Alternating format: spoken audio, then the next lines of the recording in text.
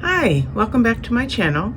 Today I am going to do a Monday catch-up, and I want to do this every Monday morning to tell you what I read the previous week. And the reason that I want to do it this way, and I'll show you, is I'm using the Happy Planner and it starts on Monday. So since the planner starts on Monday, I'm not going to do a Friday reads, I'll do a Monday catch-up, and there we have it. So let's talk about what I read this past week, and I am going to use a little bit of notes and some memory, and I'm just creating a reference guide on my iPad, and we're going to go back to the first book that I read last week. We're not since I only read 5 books the previous week, this video I will cover 2 weeks, and then every Monday going forward I would just cover 1 week. The first book that I read this month was The Matchmaker's Lonely Heart by Nancy Campbell Allen. Now this was a really good book. It's kind of like a historical romance, but not your traditional historical romance. Like, it wasn't about lords and viscounts and dukes. It was basically a woman who was working on a gossip, not really a gossip, but more like a Dear Abby type of newsletter with her aunt and her cousins back in, 100 years ago or so. And she has her eye on someone that she actually hopes will take an interest in her, and that she could possibly marry him. So the thing is, his wife had died, and she was spying on him just because of her curiosity about him. And at the same time, the police were also interested in him, and they wanted to see whether or not he could have had anything to do with his wife's death. So bottom line is, she ends up working with the officer. They end up working together in order to figure out whether the gentleman actually killed his wife. And her name, by the way, was Emily Hampton, and the police detective's name was Michael Baker. Now, Emily liked the man that she was spying on. His name was Harold Radcliffe, and she's thinking about a future with him, but she starts spending more time with the detective, Michael, and sparks are it's a slow burn, slowly being set off between them. But they each have something that prevents them from pursuing any growing feelings. But Emily, basically, she's attracted to Harold Radcliffe more so than the police detective. And as far as Michael is concerned, the detective, his best friend and his brother-in-law died in the line of duty, and now he has a niece and a nephew who no longer have a father. So as his brother-in-law, his sister's is a widow, he wouldn't imagine himself ever getting married, because he wouldn't want to leave a woman a widow. And that's the conflict that they have. So, and the bigger picture though is, how did Harold Radcliffe's wife die? Who killed her? What was the motive? Could it have been Harold? If so, how and why? And that's the gist of The Matchmaker's Lonely Heart. The next book I read in last week is Bring Her Home by A.H. Dunphy. I'm not saying that correctly. Now, in this particular book, this was the first book in a new series, and the series will be called Boyle and Keneally, the Irish. So I could be mispronouncing the name. And basically, you have a girl who had been killed. It seems like it says pretty blonde girl, but as you get deeper in the book, you realize that she's not a young girl. She's a young woman. But anyway, it gets snatched and she gets killed. They're in Ireland, and there's a behaviorist, Jesse Boyle, who gets called in on the case, and Jesse did not want to be involved. She had suffered a great loss and it was actually dealing with what is pretty much PTSD, so she did not want to be involved. But the commission, I don't know if it's a commissioner, but the main police officer there in Ireland reminded Jesse that she owed her a favor. So Jesse, to repay a debt, and you'll find out what that debt is later in the book, to repay that debt, as a criminal behaviorist, Jesse agrees to spend a couple of weeks working on the case, pursuing the case, trying to find out what happened to Penny and whether or not she was the first woman to be taken, and if there's any other victims, what the connection could be, and so forth and so on. Meanwhile, she did work along with another officer who was pulled into the case along with Penny. And I think I actually, have I written this review? Yes, I did. Let me take a look at my review to see if there's anything that I want to bring out further. Yes, I wanted to look at my review because there was another girl. Her name is Terry Kehoe, and she was somebody. She had a unique skill set that made her a compliment to Penny, but it wasn't just Penny working on the case. There was a third person. I want to get his name. Seamus.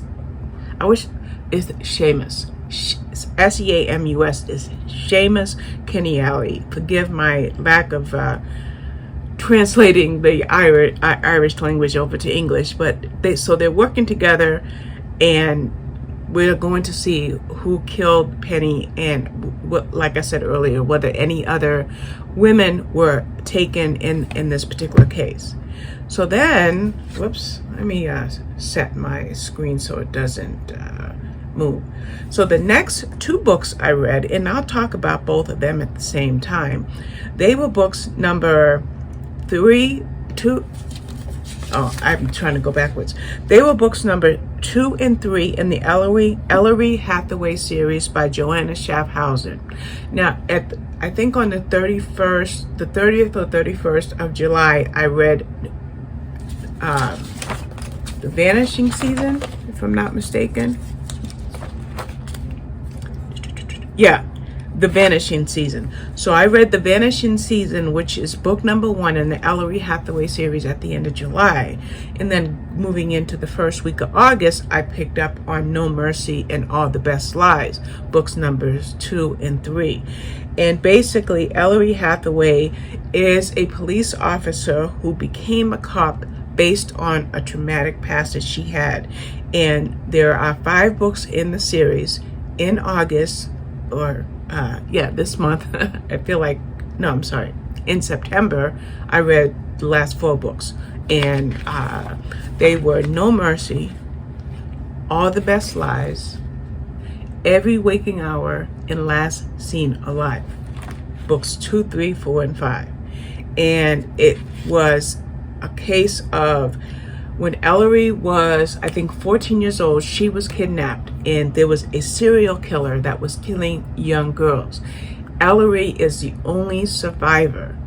So now it's 14 years later, she's 28 years old, and now she's a cop.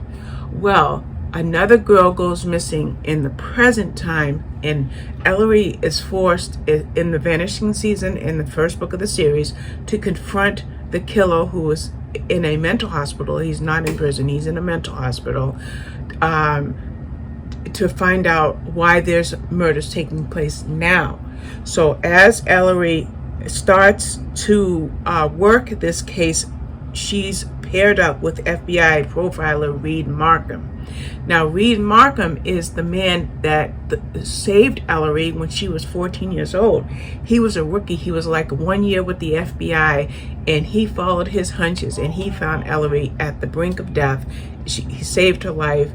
He doesn't see her again for 14 years, and now there's new similar crimes being taken place, and it seems very, very positive that the man that was responsible for kidnapping Ellery has some connection somehow, some way with the current situation. I'm going to move this boom arm. I keep hitting it. So those were the 4 books in that Ellery Hathaway series that I read by Joanna Schaffhausen.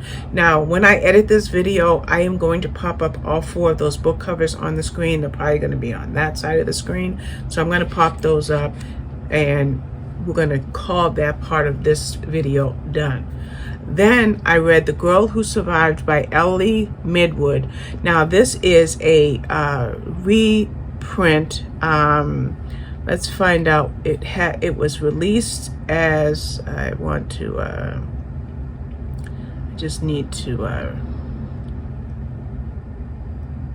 I want to get you the name of the original title when it was, she was at one point self-published, and now she's with Bookouture, and the previous name of the book was No Woman's Land. I just wanted to give that to you. Now, this is the second book in the Women in the Holocaust series. I read the first book already, and I have the third book to read for mid-October, early November, somewhere in there. Now, in this book, basically, it was pretty much a love story, because we have a young woman who went from not a fully prosperous life, but a very comfortable life, and her family was ran out of their home, and she ends up in the ghetto in I don't remember where did they end up?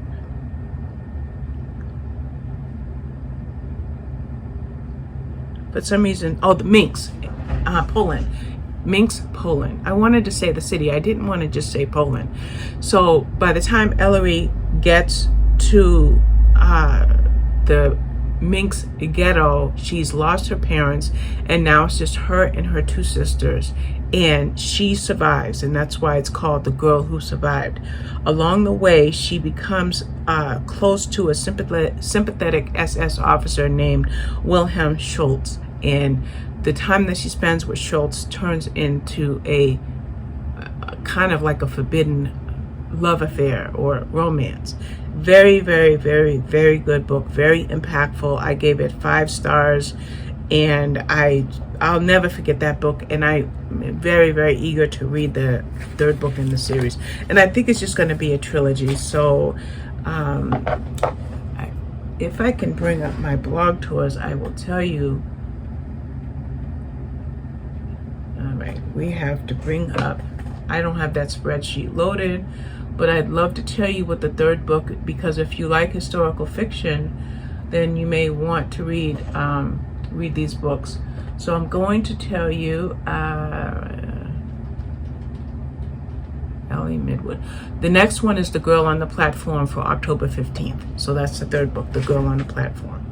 So I've already moved into the 2nd week of this month by talking about Every Waking Hour and Last Seen Alive for the Ellery Hathaway series. So we're going to jump ahead to The New Home by Chris Merritt. And this book basically was a couple bought a home, and they were going to start their lives together. The wife, her name was Freya, and her fiance is Jack. Jack is a cardiologist who got a new job, so therefore they moved away from London to start their lives closer to the hospital where he would be working. Freya was a documentarian, but she's currently not working on anything, but that's her career. Well, she meets two sets of neighbors, Kathy and Michael. Michael and Emily, and then an older neighbor named Kathy. Kathy is kind of almost senile. They wonder if she is senile, but the worst situation is Emily and Michael.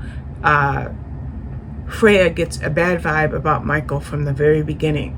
Well, eventually Emily and her daughter go missing, and Ellery is positive that Michael had something to do. Not Ellery, I'm sorry. Freya is positive that Michael had something to do with it. She'll swear to it, and she's using the skills that she has as a documentarian to dig deep into what was going on in that marriage. Really, really surprising twists and turns in that book. A very, very good book, very intense read, and I'm glad that I read it. The next book I read was A Lesson in Murder by Verity Bright. It's the, I'm waiting for my Goodreads to come up. It's the 7th book in, I don't know why my iPad is hanging. Give me one moment. It's the 7th book, that much I can tell you. And I just want to say the name of the series. I'm reading 2 cozy mystery series that are quite similar. So every time I read one from Verity Bright and one from the other author, my brain wants to get them mixed up. This is a Lady Eleanor Swift. The quick summary about who Eleanor was is, as a young woman, she was raised by her uncle after losing her parents. And then as she got a little older, like became of age, I guess I'll use that expression, she traveled the world pretty much on her bicycle. She went here, she went there, she saw this, she collected this. And now her uncle has passed away and she has to take over her ladyship responsibilities. And so now she has to conduct herself as a proper lady. Well, she does nothing of the sort because she ends up becoming an amateur sleuth. And that's the gist of who she is. The next book I read was The Trapped Wife. Okay, this book here. I'm not sure if I've written a review on this one yet. Let's see if I did. If not, okay, yeah, I did. This book was about a woman. Her name was Jen Miller, and she is a respected physician who is now a widow and has a teenage son. The thing is, she discovers she's pregnant, but she knows that it's not her deceased husband's baby because before he died, they were having difficulties and they weren't intimate. The thing is, she's worried about who the baby's father is because she doesn't fully remember. Why doesn't she remember? What's going on in her brain that she doesn't even know for certain who fathered her baby? So remember, she's a physician, so she has responsibilities. She's a mother, and now she's pregnant. But why is the book called A Trapped Wife? Well, somebody comes into her life, another character. I'm not going to tell you who that character is. And this becomes layer upon layer of secrets, lies, failed memory, possible, foul play. I'll use that word. And it was a really, really good book. I don't want to say much else because they could be possible spoilers, and I don't want to do that. But it was kind of like having a bunch of puzzle pieces that you throw up in the air, and when they land, you know they're not going to all come together on their own. They have to be carefully put together. Well, that's how this book is, The Trapped Wife. The next book I read was The Couple Upstairs by Shalini Boland, and I think this is the 5th or 6th book that I've read by her. And let me tell you, any book that I read by Shalini Boland is fairly well going to be a 5-star book, and this book was exactly that. In this particular book, a couple buy a house, or like they move into a home. I'm not sure if it was it might have been a detached or an attached home, because they have neighbors upstairs.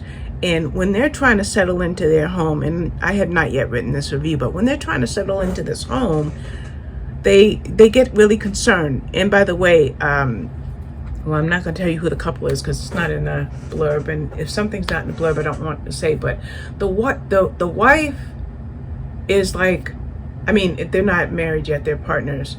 But she hears things upstairs. She hears arguments, screaming, yelling, furniture being dragged across the floor at all hours of the day and night, especially overnight. And she, meanwhile, is trying to start up a business. Her other half, he's a plumber, but she has a garment type of a business, and she's running it out of her home. And she's having all sorts of problems with one of the neighbors. Is like, I'm sick of picking up your packages. The neighbors upstairs are loud, and she's worried that the woman is not safe. and the woman is kind of closed mouthed. Either the woman upstairs is actually pregnant, so she's got morning sickness, she's really quiet. So you've got this like this web here, and you got to untangle it to figure out what is going on with the couple upstairs. And that's Shalini Boland's. I haven't yet written a review, but when I do, it's definitely going to get 5 stars from me. Now, I told you already that I read some books by Joanna Schaffhausen, and that was the Ellery Hathaway series. Well, she started a new series, and that series, looks like I didn't save that book. Let's see. Oh, I didn't put this on Goodreads, so I've got to do that. It's called Gone for Good. It's Joanna Schaffhausen. It's a new protagonist in that series, and I want to tell you who the protagonist's name is. Gone for. I think I might have said in another video that me and names we don't jive too well. So obviously I didn't put this in my Goodreads, but it's Detective Annalisa Vega, and she's working on a cold case alongside her ex-husband, and you can tell it's going to be a very good series. And she has a love interest that she's involved with while trying to solve this case. Joanna Schaffhausen is a new author to me, but in the last 2 weeks I've read 6 of her books, and I'll tell you, each and every one of them is absolutely fabulous. And Gone for Good is right up there with the other series that I just read. Then I read Becoming Wild by H.K. Jacobs. Now, last month or the month before, I read the first book, and this is the second book, and what's most likely going to be a trilogy.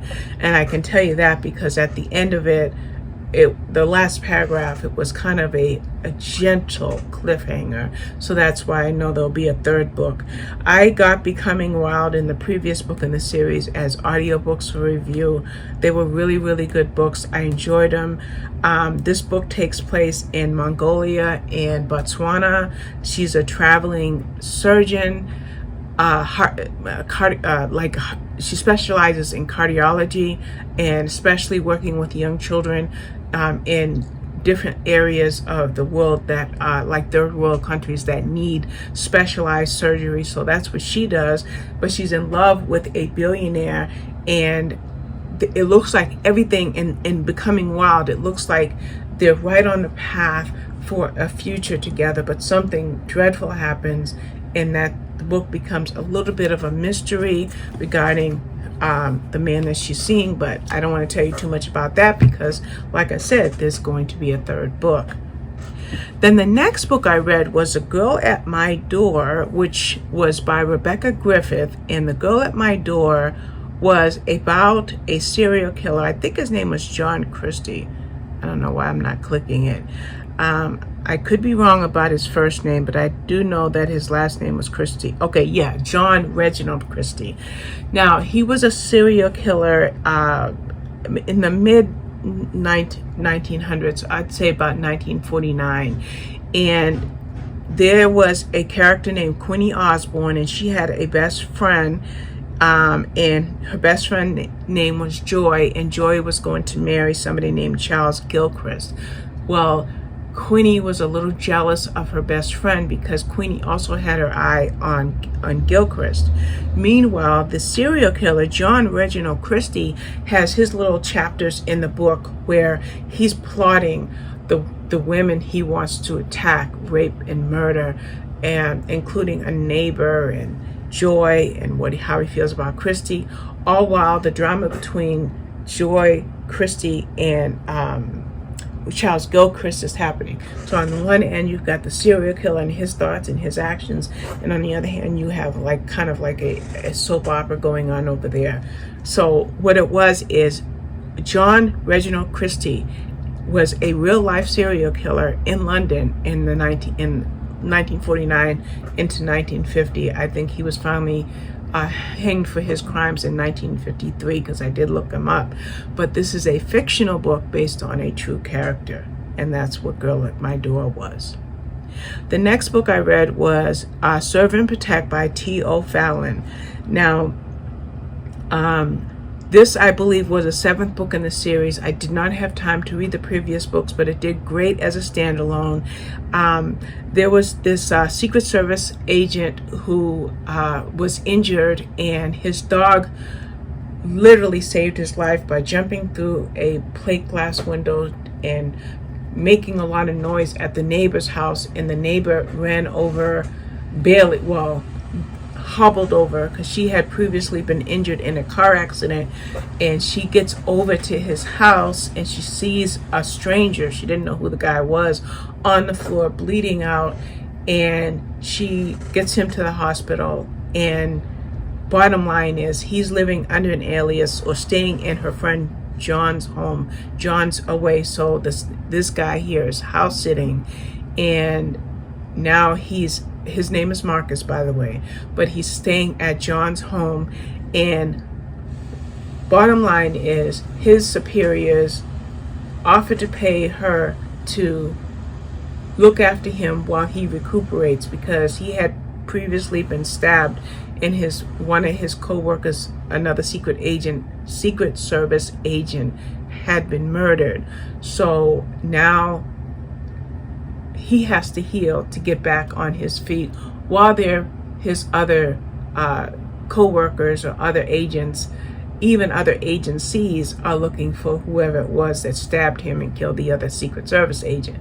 Meanwhile, the young girl, I don't quite remember her name, but anyway, she was in the slow progress of recovering after a dreadful car accident, and now she's working for herself as an accountant, but she's having trouble making ends meet. So getting the job to look after Marcus, they offered to pay her a nice sum on a weekly basis for every week she looks after him.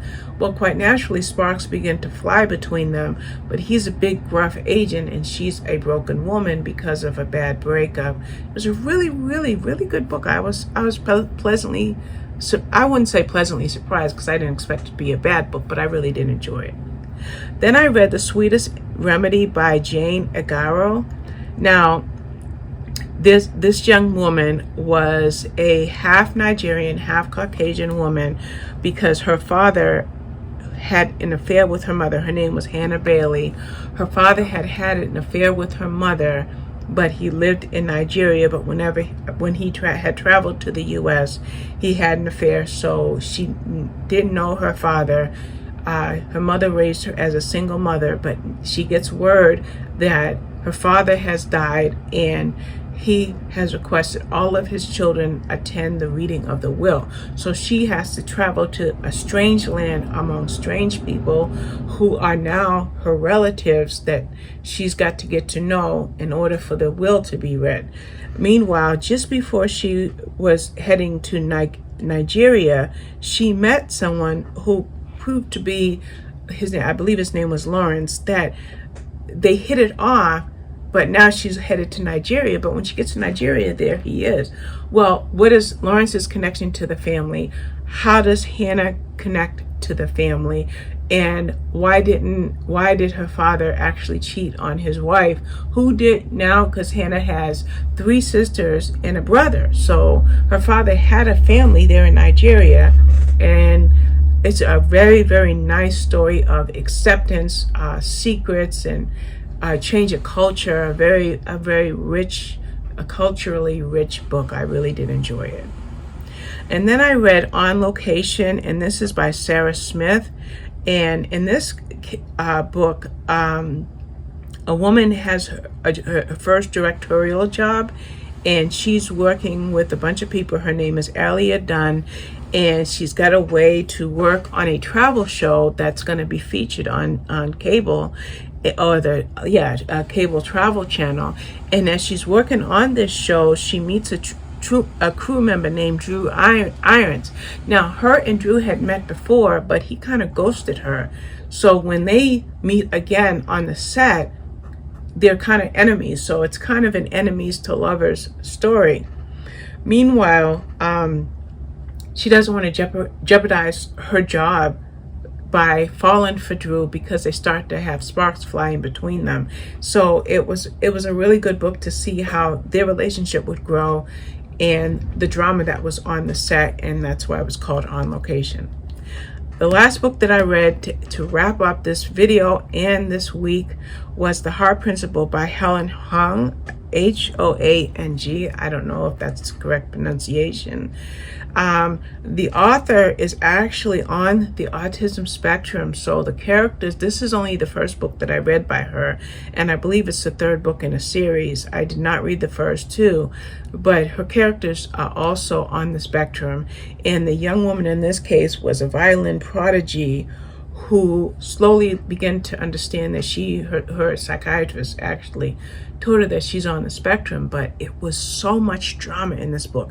It was so intense. I listened to it as an audiobook. Her love interest, he had a dramatic situation. The female character, I don't want to say Alia because her name wasn't Alia. I just have to get her name. I've always had trouble with character names in real life. Anna's son, she was attracted to somebody named Quan Diep.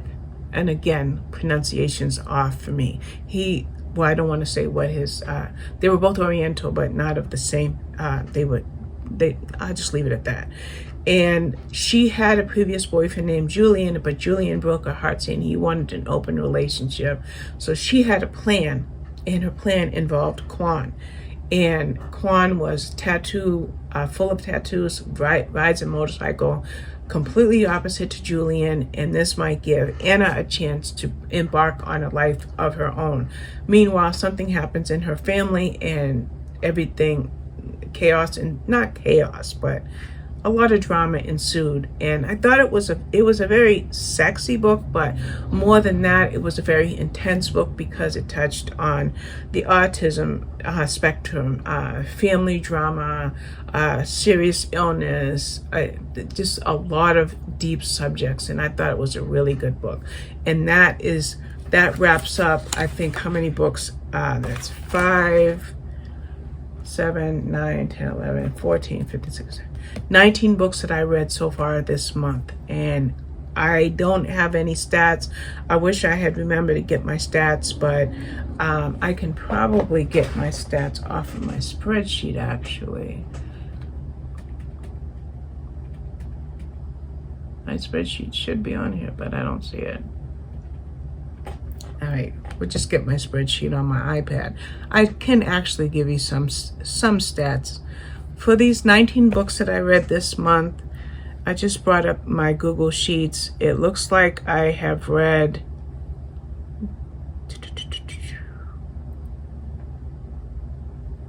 I have read 5,927 pages so far this month. As mentioned, 19 books. So that is averaging to about 320 pages a day at the tune of about 600 pages a day. I'm still reading Les Miserables. I'm only reading 100 or 150 pages a day, but that does not factor into these numbers. I won't factor in Les Miserables until I finish it, but that's the end of this video. It ran kind of long, so if you stayed with me the whole time, thank you. If you only got snippets of it, thank you for that too. Please like, subscribe, and share if you want to. Thank you. Bye-bye.